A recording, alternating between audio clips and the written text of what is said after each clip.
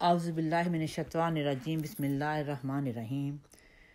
عزیز ناظرین، السلام علیکم ورحمۃ اللہ وبرکاتہ۔ انبیاء کی مقدس کہانیوں کے ساتھ ساتھ درمیان میں ہم حضرت محمد مصطفیٰ صلی اللہ علیہ وآلہ وسلم کے صحابہ کرام اور آپ کے مبارک اہل خانہ کے ساتھ گزرے ہوئے مختصر سے قصے بھی شامل کریں گے۔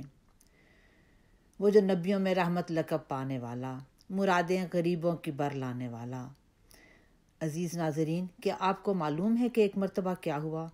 کیوں کمسن حضرت فاطمہ الزہرا گھبرائی ہوئی خانہ کعبہ میں پہنچیں؟ یہ نبوت کے ابتدائی ایام کی بات ہے کہ حضرت محمد مصطفیٰ صلی اللہ علیہ وآلہ وسلم صحن خانہ کعبہ کی دیوار کے سائے میں نماز پڑھ رہے تھے۔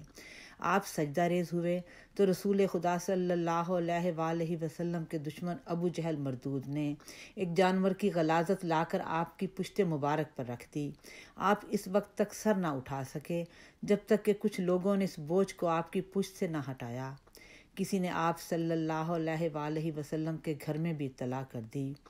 یہ سن کر کمسن بیٹی فاطمہ دوڑی ہوئی آئیں، روتے ہوئے اپنے مقدس باپ صلی اللہ علیہ وآلہ وسلم کا چہرہ دھوتی جاتی اور روتے ہوئے کہتی جاتی کہ تم لوگ میرے باپ کو اس لیے تنگ کرتے ہو کہ وہ کہتا ہے کہ میرا رب اللہ ہے۔ عزیز قارئین، پھر وہ دن بھی آیا جب فاطمہ الزہرا رضی اللہ تعالی عنہا کے بزرگ باپ حضرت محمد مصطفیٰ صلی اللہ علیہ وآلہ وسلم اسی خانہ کعبہ میں 10,000 قدوسیوں کے ساتھ فاتح بن کر داخل ہوئے۔